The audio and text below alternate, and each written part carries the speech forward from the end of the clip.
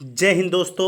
I hope बढ़िया होंगे और आपकी तैयारी अच्छी चली होगी। तो चलिए स्टार्ट करते हैं आज की बेहद इंपॉर्टेंट क्लास जो है सीडीपी बूस्टर सेट 5। यदि आपने बाकी की 4 क्लास न देखी हो तो चैनल पे जाइए, वहाँ पे सीडीपी बूस्टर सेट के नाम से प्लेलिस्ट बनी है, सारी की सारी वीडियोस देखिए। यदि आपको पहली बार में स्पेशली सीडीपी में 30 आउट ऑफ 30 लाना है तो चैनल पे जाइए और सारी की सारी वीडियो देखिए। और कहना चाहूँगा कि जो भी मेरे भाई बहन चैनल पे नए हैं वो चैनल को सब्सक्राइब करके बेल नोटिफिकेशन ऑन कर लेंगे। तो चलिए स्टार्ट करते हैं आज की बेहद इंपॉर्टेंट क्लास। देखिए, जो बुद्धि सिद्धांत बुद्धि में सम्मिलित मानसिक प्रक्रियाओं और बुद्धि द्वारा लिए जा रहे सकने वाले विभिन्न रूपों को शामिल करता है, वह क्या है। देखिए, इसमें बेसिकली बुद्धि के विषय में पूछा जा रहा है कि जो बुद्धि सब कुछ चीज़ें अपने आप में शामिल करती है वह क्या है। इसके ऑप्शन देख लीजिए।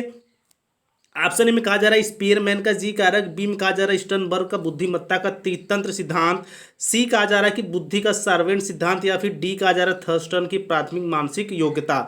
तो यानी कि बुद्धि का सिद्धांत आपको बताना है जो कि बुद्धि को विभिन्न रूपों में अपने आप में सम्मिलित किए हुए है। तो क्वेश्चन नंबर 1 का जो सबसे सही ऑप्शन है वो है ऑप्शन नंबर ए, यानी कि स्टर्नबर्ग का बुद्धिमत्ता का त्रितंत्र सिद्धांत। और चैनल पे इस थ्योरी का बिल्कुल जबरदस्त वीडियो है, आप जाइए और वहां पे देखिए। आगे चलते हैं क्वेश्चन नंबर 2 की तरफ। देखिए, सारे के सारे क्वेश्चन बेहद ही इंपॉर्टेंट है। वीडियो को आपको अंत तक देखना है, चैनल को सब्सक्राइब करना है, शेयर करना है और कमेंट करना है। देखिए, आपको एक शेयर कम से कम अपने एक फ्रेंड को जरूर शेयर करना है। देखिए, उत्सुकता परीक्षण निम्न में किसका घटक है। देखिए, उत्सुकता की बात हो रही है, यानी कि उत्सुकता मीन्स क्या हो गई, जिज्ञासु प्रवृत्ति का, कुछ हमेशा जानने की या कुछ नया करने की इच्छा रखने वाले बच्चे, व्यक्ति, कोई भी। ऑप्शन ए में कहा जा रहा है सृजनात्मकता, बी में कहा जा रहा है अभिप्रेरण, सी में रुचि या फिर बुद्धि। देखिए, उत्सुकता परीक्षण किसका घटक हो सकता है, यानी बेसिकली क्वेश्चन में ये पूछा जा रहा है, ये जो 4 ऑप्शन है इसमें जो उत्सुकता है वो किससे रिलेट करता है। देखिए, क्वेश्चन नंबर 2 का जो सबसे सही ऑप्शन है वो है ऑप्शन नंबर ए, यानी कि जो सृजनात्मकता है वो बिल्कुल उत्सुकता परीक्षण का घटक है। आगे चलते हैं क्वेश्चन नंबर 3। देखिए, बुद्धि का तरल मोजेक मॉडल किसने दिया था।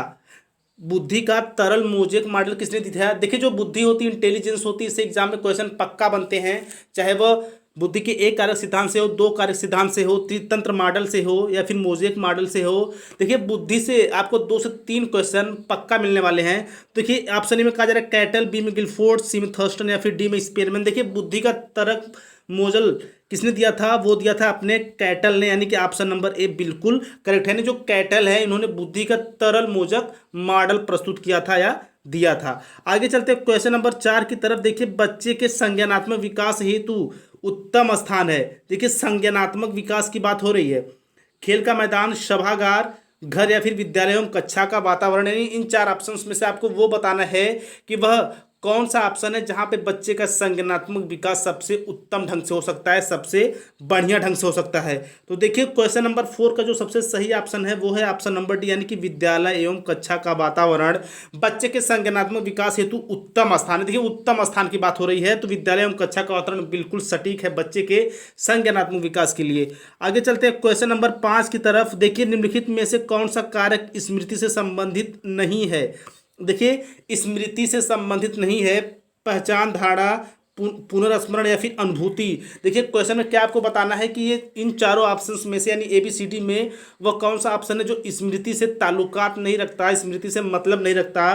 क्वेश्चन नंबर 5 का जो सबसे सही ऑप्शन है वो है ऑप्शन नंबर डी, यानी कि अनुभूति। देखिए, अनुभूति क्या है, अनुभूति ऐसा कारक है जो स्मृति से संबंध नहीं रखता। पहचान, धारणा और पुनर्स्मरण बिल्कुल स्मृति से पहचान रखते हैं, बट जो अनुभूति होती है वो, अच्छा, अनुभूति में इसका होता है फील करना, चीज़ों को महसूस करना। अनुभूति मतलब जैसे होता है कि एक्सपीरियंस लेना, अनुभव लेना। जैसे कि यदि हम बात करें, यदि आप 1 या 2 बार सीटेट दे लिए होंगे तो आपको सीटेट की बिल्कुल अनुभूति होगी कि उसका अनुभव आपके पास बिल्कुल हो गया होगा, तो उसका बिल्कुल संबंध नहीं है स्मृति से।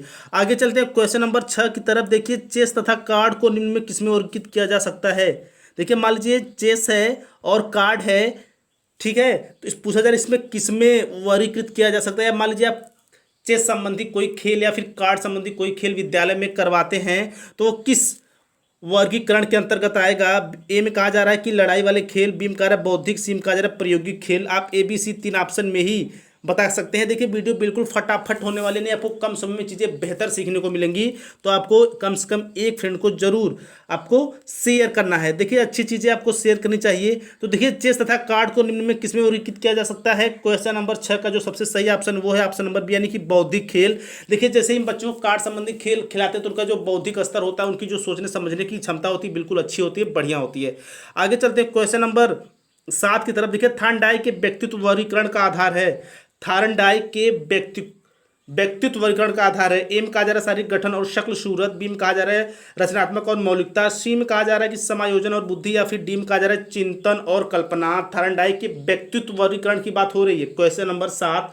तो इसका जो सबसे सही ऑप्शन होगा वो होगा ऑप्शन नंबर डी, यानी कि चिंतन और कल्पना थार्नडाइक के व्यक्तित्व वर्गीकरण का आधार है।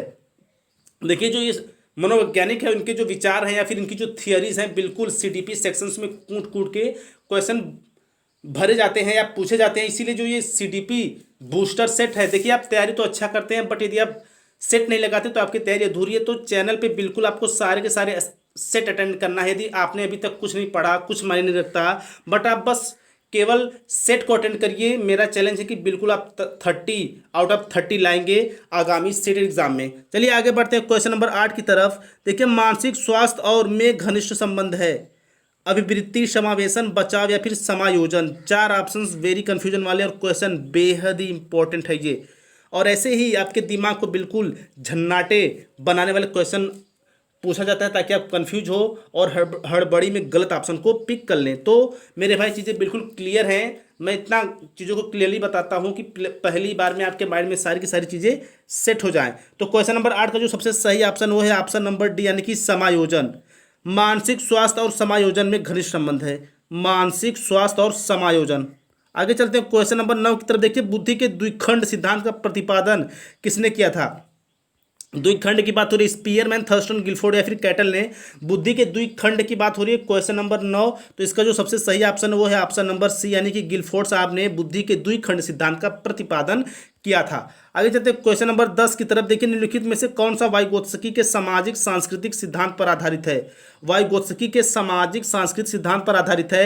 ए में कहा जा रहा है अंतर्दृष्टि पूर्ण अधिगम, बी में कहा जा रहा है संस्कृति निरपेक्ष संज्ञानात्मक विकास, सी में कहा जा रहा है पारस्परिक शिक्षण या फिर सक्रिय अनुकूलन। क्वेश्चन नंबर 10 का जो सबसे सही ऑप्शन है वो है ऑप्शन नंबर सी, यानी कि पारस्परिक शिक्षण।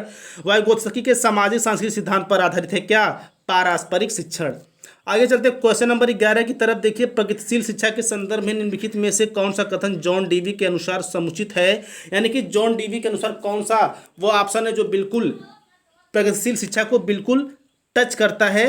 तो देखिए इसका ऑप्शन नंबर ए में कहा जा रहा है कि कक्षा में विद्यार्थियों को निरीक्षण करना चाहिए, न कि सुनना चाहिए। बी में कहा जा रहा है कक्षा में प्रजातंत्र का कोई स्थान नहीं होना चाहिए। सी में कहा जा रहा विद्यार्थियों को स्वयं इस सामाजिक समस्याओं को सुलझाने में सक्षम होना चाहिए। फिर डी में कहा जा रहा है जिज्ञासा विद्यार्थियों के स्वभाव में अंतर्निहित होता है। देखिए जॉन डीवी के अनुसार जो सबसे बेहतर और सबसे बढ़िया कथन होगा क्वेश्चन नंबर 11 का वो होगा ऑप्शन नंबर सी। देखिए ऑप्शन नंबर सी में क्या कहा जा रहा है कि विद्यार्थियों को स्वयं ही सामाजिक समस्याओं को सुलझाने में सक्षम होना चाहिए अकॉर्डिंग टू जॉन डीवी। चलिए आगे चलते हैं क्वेश्चन नंबर 12 की तरफ। देखिए पूर्वाग्राही बेहद ही इंपॉर्टेंट क्वेश्चन है ये। पूर्वाग्राही किशोर किशोरी अपने के प्रति कठोर होते हैं, यानी किसके प्रति कठोर होते हैं, समस्या, जीवन शैली, कल्पना या वास्तविकता।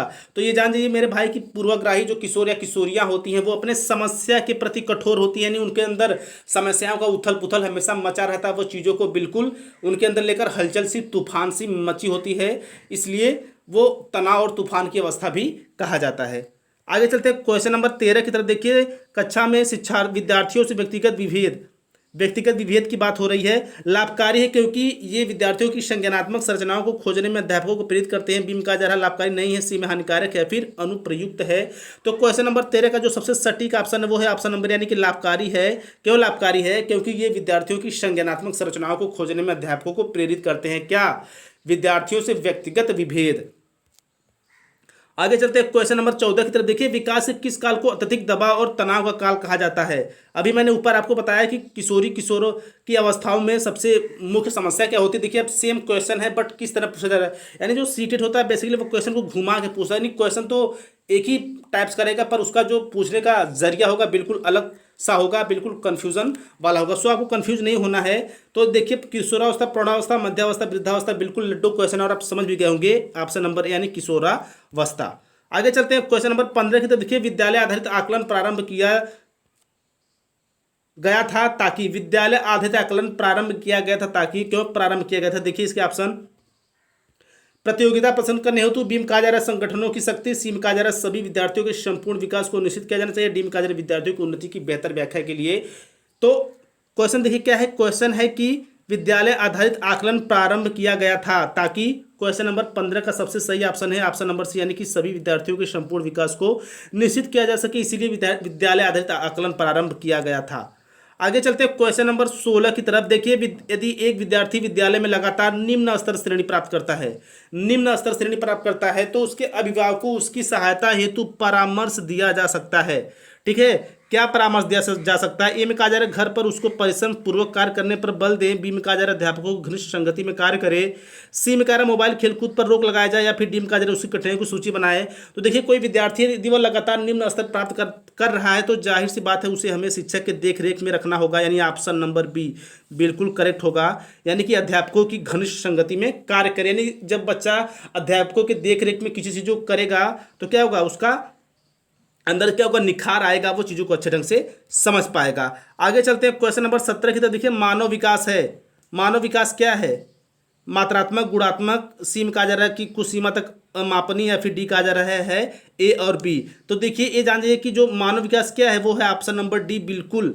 अब कैसे मैं आपको ये भी बताता हूँ। देखिए मात्रात्मक है, देखिए जो वृद्धि होती है, जो हमारे बॉडी के अंदर वृद्धि होती है, वृद्धि का मीन्स क्या हो गया, जैसे हमारे वजन का बढ़ना, तो क्या है, जिससे हमारा वजन बढ़ रहा है, हमारा वेट बढ़ रहा है, तो हम आसानी से उसको वेट कर सकते हैं, उसको माप सकते हैं, तो वो मात्रात्मक के अंतर्गत आता है। और गुणात्मक क्या होगा, जो जिससे जो हमारा विकास होता है, जैसे हमारे अंदर अच्छे गुणों का आना, अच्छी चीज़ों को सीखना, वो क्या होता है, विकास होता है, डेवलपमेंट होता है, वो क्या होता है, गुणात्मक होता है। तो देखिए सीधी सीधी यहाँ पे ये बात है, जो वृद्धि होती है वो मात्रात्मक होती है क्योंकि हम उसे माप सकते हैं, और जो गुणात्मक होता है वो विकास होता है जिसे हम माप नहीं सकते। इसलिए जो मानव विकास है वो ए और बी दोनों का बिल्कुल प्लस वाला या फिर योग वाला तथ्यों से परिपूर्ण होता है।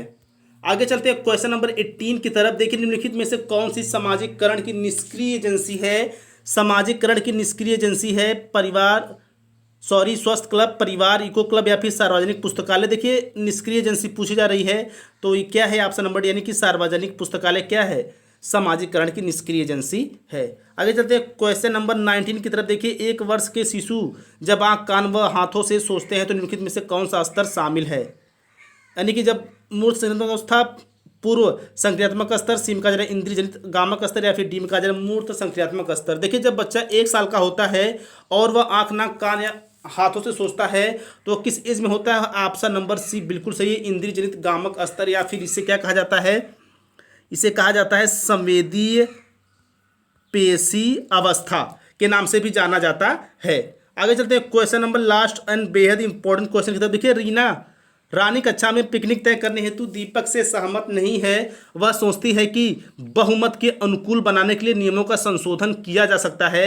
यह सहपाठी विरोध पियाजे के अनुसार निम्नलिखित में से किससे संबंधित है? विषमांग नैतिकता, बी में कहा जा रहा है संज्ञानात्मक अपरिपक्वता, सी में कहा जा रहा है प्रतिक्रिया, डी में कहा जा रहा है सहयोग की नैतिकता। क्वेश्चन नंबर 20 और इसका जो सबसे सही ऑप्शन है वो है ऑप्शन नंबर डी, यानी कि सहयोग की नैतिकता, यानी कि ये जो मैटर है या फिर वो जो सोच रही वो सहयोग की नैतिकता है। सो आई होप ये वीडियो आपको जरूर पसंद आई होगी, और ऐसे ही बेहतरीन वीडियोस के लिए हमारे चैनल टीचर प्लानिंग पॉइंट को सब्सक्राइब करके बेल नोटिफिकेशन ऑन करने। सो मिलते हैं नेक्स्ट पार्ट में। इसी तरह स्वस्थ, व्यस्त और मस्त रहिए।